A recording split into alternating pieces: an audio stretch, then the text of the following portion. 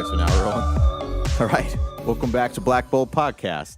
Today, it's just me and Alex, and we have an interesting topic to talk about. Look, it's not just me and Alex. You got today Alex and Ben, and we're going to do a very fine job in doing the very finest podcast. The most excellent podcast of all time. So, anyways, this has been happening to me lately, where I'll get a project for a video project, and they want to see like a storyboard, which is common. I love storyboarding.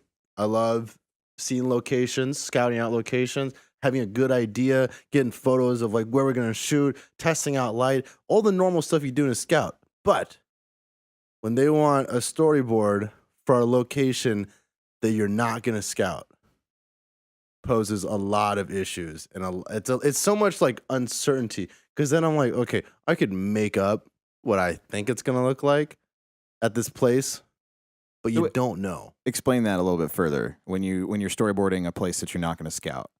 Exactly. Then I'm literally making up a storyboard of what I think it might look like, of things that might be there, of light qualities that could or could not exist. I just think it's something that people need to think about when they ask for maybe storyboards for a place across the country. And you're like, look, we're not going to go scout it. We're going to get there and go, but we want a storyboard. Yeah. People have done that with fiction movies, though, constantly. But that's because you're building sets, right? Yeah. But I mean, I guess what's the workaround with this?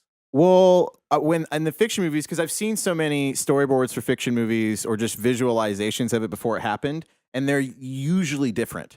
The things that are the same are the framing. And then everything else, like the people may be in different positions, and the background's completely different, and like the door's over here instead of over here, but like it's kind of framed. I think the only thing that I can really plan for are how the transitions will happen, which are important. Transitions are really important, but it's so hard guessing what you think the light's going to be like. Can you give a specific example or no? I can't. Okay, yeah. Yeah, I don't know. It's just a weird, I just encounter this a lot, and I'm like, well, if you don't have it in the budget to scout out before, and you want like details of certain things in the area, I'm like, damn, what if we don't really know what's in that area? It's tricky, and sometimes you almost have to make it up. Like, I think there might be an old car there, and we'll get some details with that old car, but I don't know if that old car is going to be there. What stuff do you like that companies you work for do? What do you mean? Like as clients, like what stuff do you appreciate out of clients? Like nobody ever asked that question from that perspective. Yeah, it's like you're serving them, but like it sometimes, at least for me, I've noticed that being a good customer or being a good client can give you a lot of benefits, and it's usually really easy. If you just like all you're doing is you're able to see the perspective of the person that you're asking for service from, and if you're just able to make tiny adjustments in how you look at it or like how you present things to them, it just might make the whole relationship better. Well, I think like trust is huge, and I know you don't just get trust automatically. You have to build the trust, but sometimes you kind of have to tell them, hey, if there's unknown things, we kind of have to get there and experience the unknown so it's known, and then we can move forward and have a successful shoot, and we'll make some last minute like scouting the location. Then we'll scout the location, but they feel like they ask a lot in the beginning. You're like, look, we can give you something, it's not going to be accurate, but I'll give it to you. So you just saying that you think they expect a lot? They expect more than what's realistic? And I don't blame them. I mean, it's comfort. You know, they want to know, like, okay, we're going in there with a plan. And that's exactly how I like to work. I like to go into places with a plan. But if we literally don't have it in the budget to go scout across the country, which is common, right, then you can't always expect that accuracy. So you've got these guys. I feel like from their perspective, they feel like they have to deliver, so they're probably going to just like shoot for the stars right away, right? Because they're like, I got to make the greatest ad we have to make the greatest video, the greatest Mhm. internal video, whatever it is. It's got to be perfect. Yeah. Have all this stuff because I got to get all these ideas across. Because if I don't get all these ideas across, I'm going to be underperforming, and that's probably what it feels like going into it. So they're Yeah. not thinking about what's realistic, Right. You know? Well, because it's not. Let's face it. It's not like a Coca-Cola ad. Right. It's like a more Yeah. corporate style story that involves a person telling the story. But man, I don't know. Anyways, I Like just wanted frequently, that's the types of not videos. frequently, but it happens quite often. I feel like where you have to travel for it, but they don't want to fork out the cash. to No, but I travel mean the twice. style of like it's just one person like telling a story, and I think a story with the video is really important. Whether if it's a talking head or not, there still has to be a story involved. I try to like veer away from talking head stuff. I think it's just been overdone. so what do you like to do instead? Wow, that's a good question. I mean, I like good conceptual. I mean, okay, coming from a fine art background, anything with like a strong message is always important. I think conceptual work is really cool, like that photo series I just had, where it's like not super obvious what is actually happening, but the more you look at it, the more you get it, and then that puzzle piece falls into place, and then you're like, oh shit, and you figure it out yourself. I think that's like super valuable for all messaging.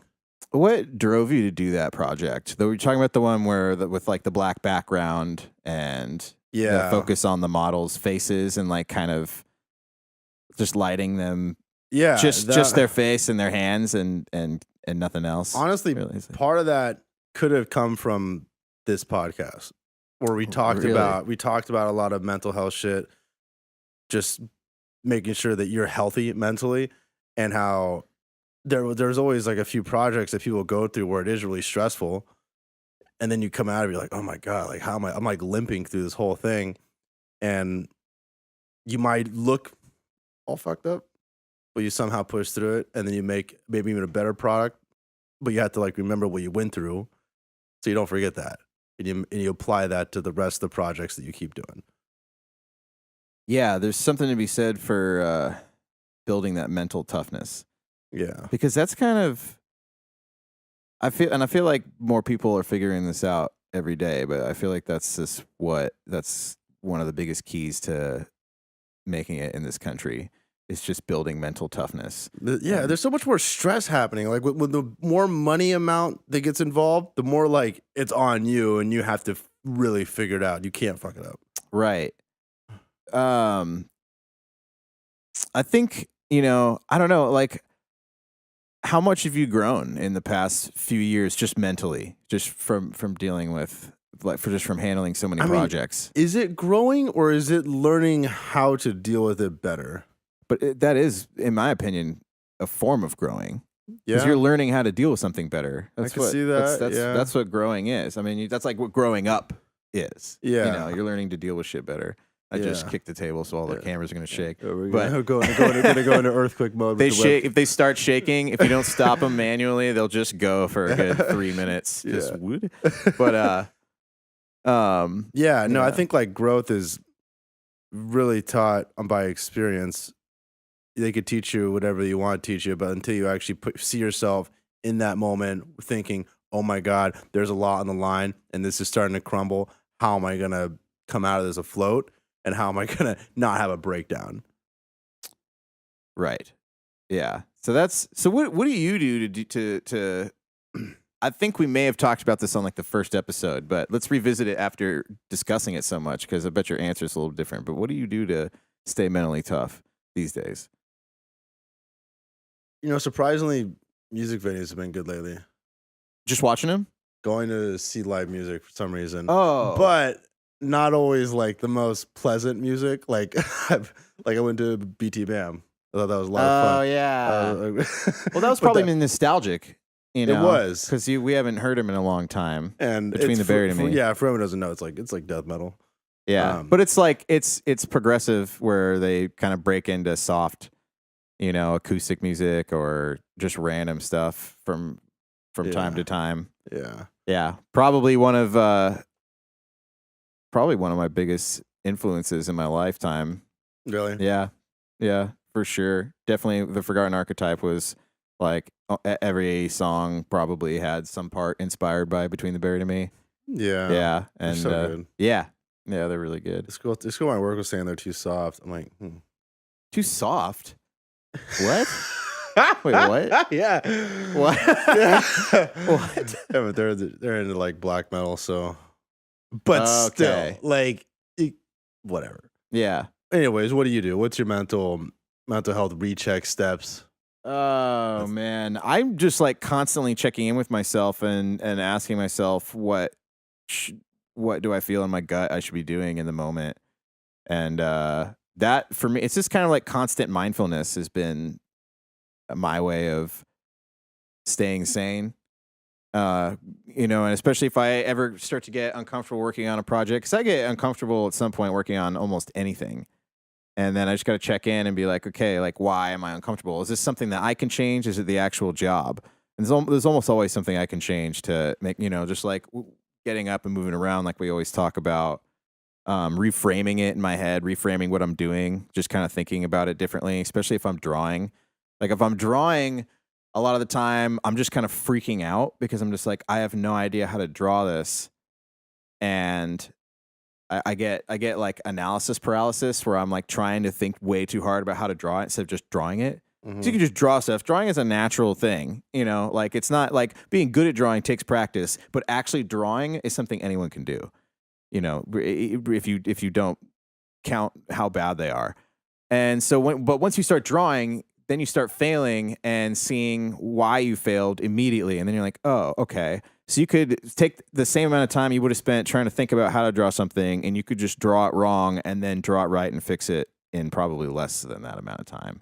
Yeah. Especially on computers these days where you can just draw it and just hit undo, draw it again, or you can just squash and stretch it and paint and all that stuff. You know, it's just like anything you think you can kind of immediately make happen. And if you screw it up, no one's going to see it. You know, just draw it over again. And I don't know. That's been a weird mental block for me, especially having to kind of cram out a lot of animation in just a few days with a bunch of stuff I'd never animated before. So I was just like, yeah, but you get creative and you figure out what your program can and can't do, and you kind of just roll with it. And you know what's good about drawing is you can really focus on something that doesn't actually matter. Yeah, it's kind of true. Yeah, I see what you're saying, I think. Like you can completely immerse yourself mentally and think about nothing but that, because it takes a lot of brain power, and it's relieving because at the end of the day, it's a drawing that you're not doing for anybody, you're not doing for anything. You can throw it away or you could like it. It doesn't matter. Well, yeah, I mean, I was talking about work, so I had to do it. Oh, yeah. Oh, okay.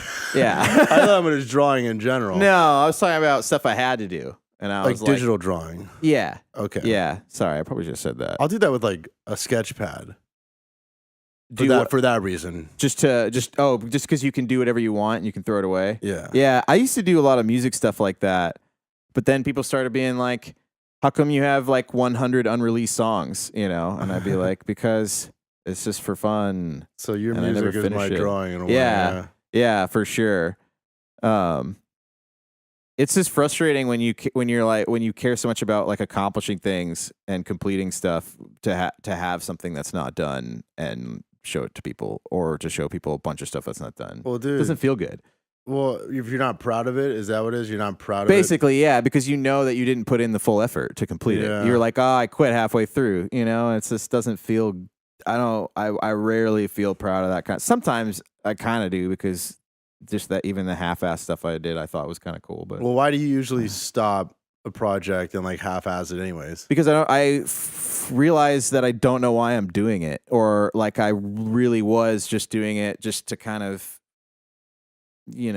just zone out for a little bit. But I hit a point now where I don't like doing purposeless music anymore, and so I don't really do that too much anymore. It's always kind of, I'm either experimenting with something, or I want to make something that I actually want people to hear. Unfortunately, a lot of it, I've made a lot lately that no one's really heard, with the exception of like a couple people. But hopefully it will make it to the light. The part of it is that it's not just me working on it. It's me and someone else. So I'm just kind of waiting on to see what happens. Yeah. I think it's really good to bring other people in because they kind of hold you accountable. They give you a little bit more like urgency to actually do it, and you have to do it for yourself and for them. And like it can be better Sometimes. in that way. Like I find I work best if I'm like, hey, you and I, let's make this happen, and then it comes out a little bit better. I don't know why. I agree to an extent, except that I'm always the guy kicking the other person's ass. Usually, not when it comes to projects that you and I do together. It kind of goes back and forth because we do so many, and then one of us loses track of one, and the other one's like, "Hey, we have to do this still," and we're like, "Oh yeah." Mhm. So, but usually I'm the guy who's who's like, "Hey, why aren't you done yet? Let's do this. Come on, let's go." But then again, you're leaving things half done. Yeah, but that's all stuff that I'm working on by myself. If I'm working on it with other people, it's only half done because honestly, because Then what's it's your usually ideal situation to get something done completely? my ideal situation is to do something that I'm shouldering 90% of and someone else is doing 10% and they really want to do that 10%. They're stoked on doing that 10%.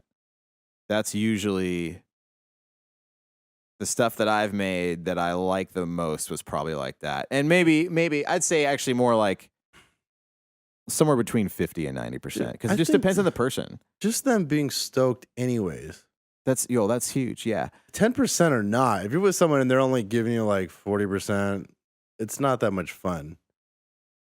What do you mean? If Oh, if they're they're not stoked, yeah. yeah, like if they're only giving Yeah. you 40% of their applicable energy and enthusiasm, it just kind of kills the project for you, doesn't it? Yeah, definitely. So I don't Yeah. know. I think that's the Yeah. most important. Yeah. No, yeah, you're right. Now that I think about it. Um, I mean, I rarely find myself when I reach out to someone like, "Hey, let's do this collaboration." It's not that often that they're not enthusiastic about it. Usually, you can sense that they'll be like that before you ask them. right. So I don't even try to get in that position. But yeah, I like doing like that. I like finding people, like feeding off each other's energies and vibes, and just Yeah. making it happen. Yeah, no, I definitely prefer to collaborate most of the time. With music's weird. I've just always had a lot of trouble collaborating with people with music, even though I've collaborated with literally dozens of people. But it's usually I usually have like kind of an a, a lot of freedom, and that's why it works. Because with music, I don't know why I need like a crazy amount of freedom. I think that's another reason that I kind of moved away from it as a career thing because it's more if you need that much freedom with it, you have to like entrepreneur. You can't just be like a studio or a session player, which I've considered a lot, but I just don't like it. I just don't like doing that. I don't like having to play someone else's stuff, even if I hate it.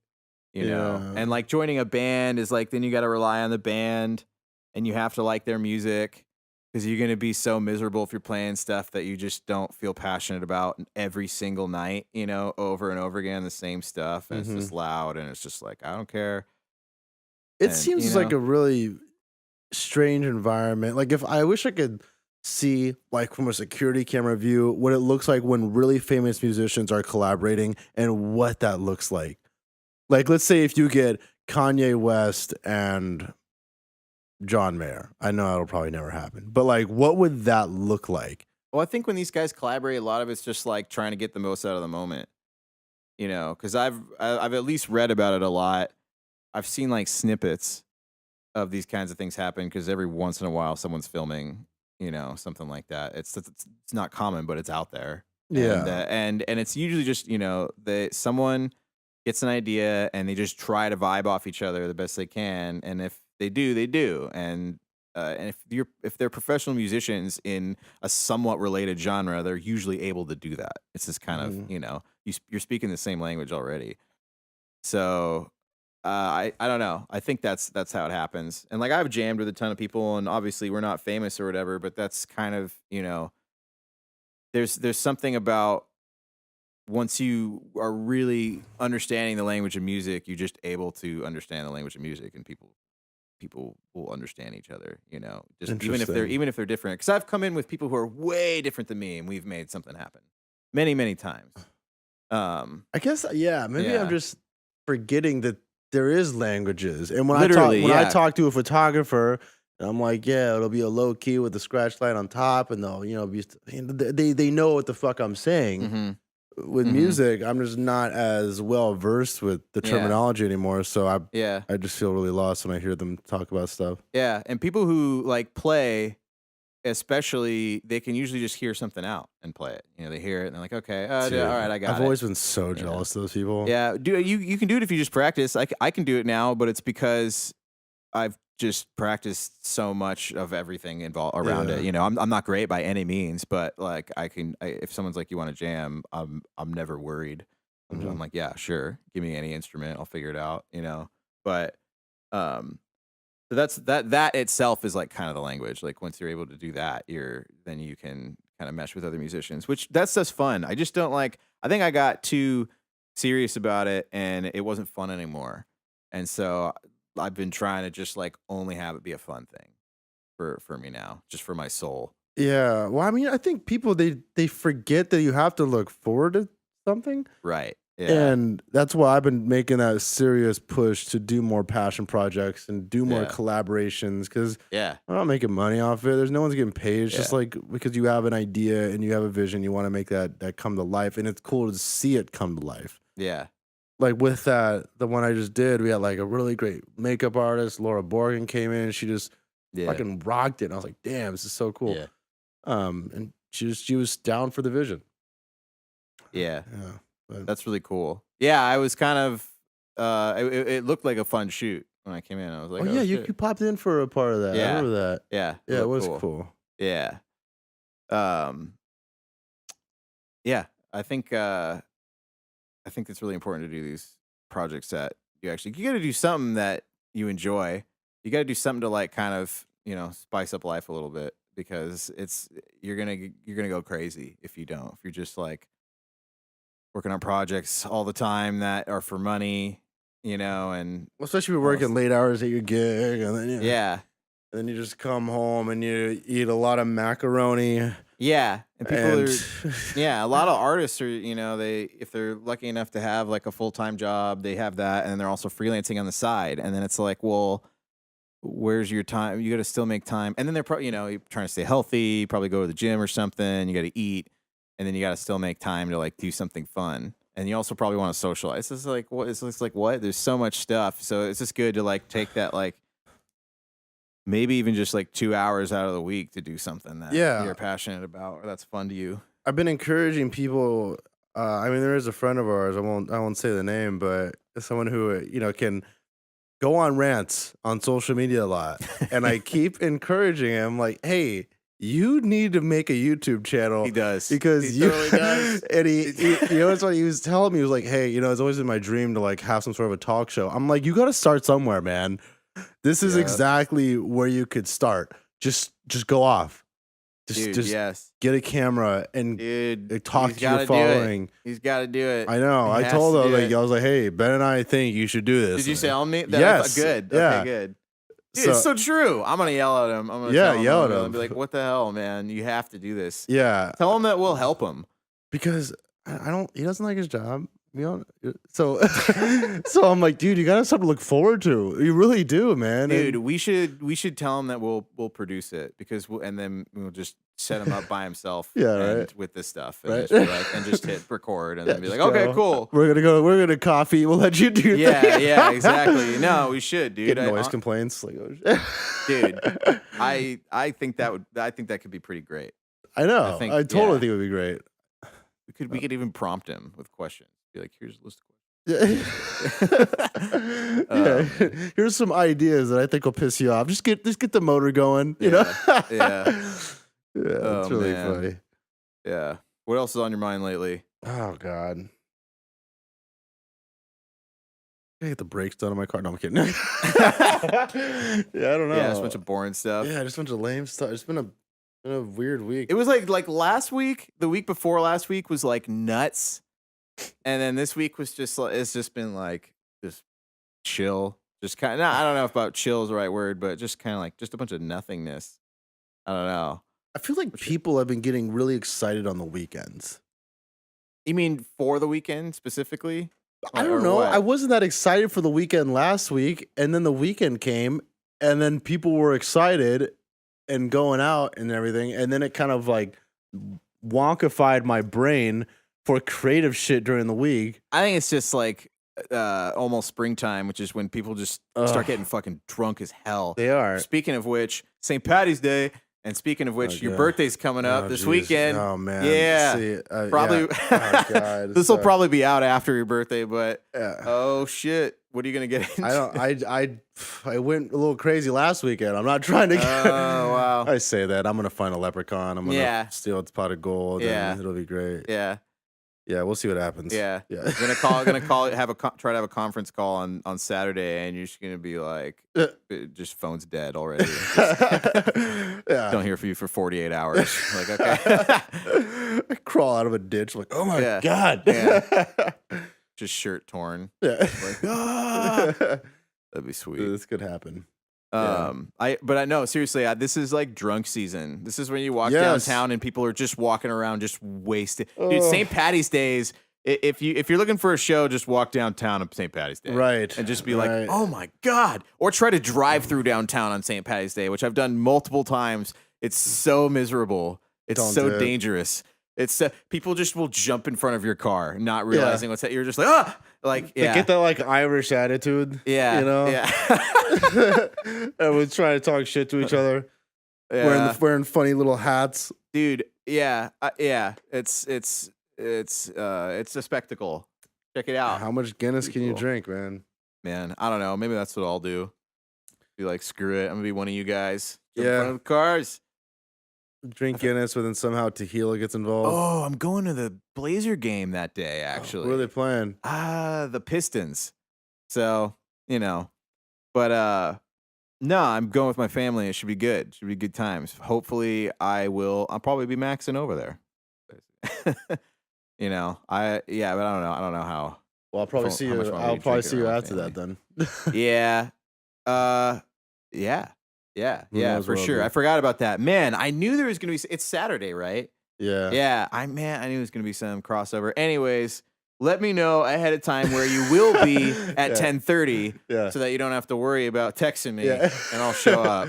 Great. Yeah. Perfect. Or or have someone, that I could text instead of you. Yeah, who knows? Yeah. Who knows right. what happened? Right.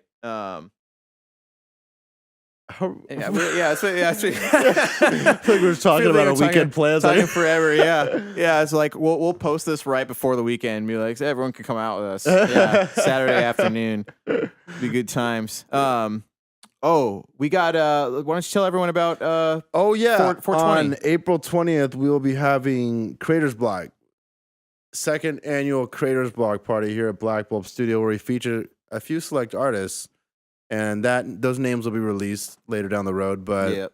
it's always a good time. Last year was a blast. We had live music, we had a rapper. God, I can't remember his name, but it was a lot of fun though. This year, I don't know if I'll have a rapper, but it'll be a good time. Yeah, we should And definitely have music. I'll put up a flyer. If eventually. no one else, I'll do it. I think I'll I got DJ. a DJ who's interested. Okay. It's not gonna be like rave DJ. Don't get me wrong. Well, yeah, Yeah. I wouldn't. I don't know. Sometimes I say the word DJ, people are like, "Oh shit, it's gonna get lit over there." You know, they're not gonna- Yeah, yeah. no, I'm not thinking of it like that. It's a design party, so yeah. just went to Fantasies in Parallel, which was sweet. Oh yeah. Yeah, Christina. It was great. Yeah, Christina Solodenko's Solodenko. showcase with a bunch of other people. Man, I actually took pictures of every display, just like crappy pictures on my phone, just for myself. Don't worry, I'm not posting them anywhere. And unless you guys want me to, and names of all the artists, just so we could check them out because they're really cool, and we'll tell you guys about them if we find anything really cool because there's some really cool people there. Oh yeah. That I definitely want to promote if we can. And yeah. Anyway, probably good for today. Remember April 20th? Yes. Creators Friday. Block. Friday. It'll be fun. Yeah. And I thanks. don't do things that are not fun. Yeah, right. Anyways, peace out, world. Yeah, have a good day, guys. I just interrupted your exit. It's every all time. right. Peace out.